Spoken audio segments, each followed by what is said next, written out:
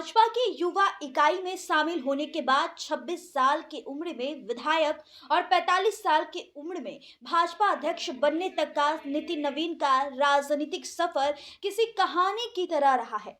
बीते दिनों निर्विरोध चुने जाना तय होने के बाद नितिन नवीन पार्टी के सबसे युवा अध्यक्ष होंगे। उनकी पदोन्नति भाजपा में एक पीढ़ीगत बदलाव का प्रतीक है, क्योंकि पार्टी राष्ट्रीय राजनीति पर अपनी पकड़ और मजबूत करना चाहती है।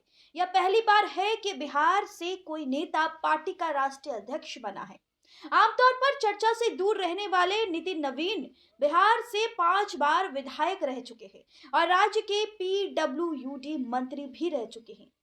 कास्त समुदाय से आने वाले नितिन नवीन को 14 दिसंबर को भाजपा का कार्यकारी अध्यक्ष नियुक्त किया गया। नितिन नवीन को उनके पिता और पार्टी के दिग्गज नेता नवीन किशोर सिन्हा के निधन के कारण खाली हुई पटना पश्चिम विधानसभा सीट से महज 26 साल की उम्र में चुनाव मैदान में उतारा गया। तब से लेकर लगभग 2 दशकों में नितिन नवीन यानी कि 45 बदले नाम वाले बांकीपुर से लगातार जीत के बाद 5 बार अब तक विधायक रह चुके हैं। नितिन नवीन को राजनीति में कदम रखने के लिए अपनी पढ़ाई बीच में छोड़नी पड़ी। शुरुआती दौर में उन्हें राजनीति के लिहाज से बाहरी व्यक्ति के रूप में देखा जाता था। सरल स्वभाव वाले नितिन नवीन ने कार्यकारी अध्यक्ष नियुक्त किए जाने के साथ ही तेजी से काम शुरू कर दिए थे, जिन्हें इस साल तमिलनाडु, केरल और असम सहित कई विधानसभा चुनाव में पार्टी का नेतृत्व करना होगा।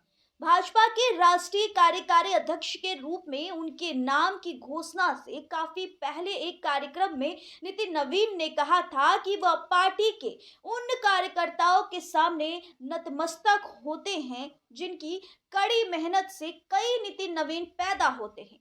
रांची में जन्मे नितिन नवीन का विवाह दीपमाला श्रीवास्तव से हुआ है और उनके एक बेटा और एक बेटी भी है। नितिन नवीन चुनाव में भारी अंतर से जीत हासिल करने के लिए जाने जाते हैं, जिनकी शुरुआत 2006 में हुए पहले उपचुनाव से हुई थी, जिसमें उन्होंने लगभग 60,000 वोटों से जीत को दर्ज की थी। नितिन नवीन ने हालिया चुनाव में 51,000 से अधिक वोटों से जीत को हासिल कर बांकीपुर विधानसभा के विधायक बने। पार्टी के एक नेता ने कहा कि नवीन युवा हैं और उन्हें शासन तथा जनता एवं संगठन के लिए काम करने का व्यापक अनुभव है। वह बिहार सरकार में कई बार मंत्री रह चुके हैं और भारतीय जनता युवा मोर्चा के लिए भी व्यापक रूप से काम कर चुके हैं।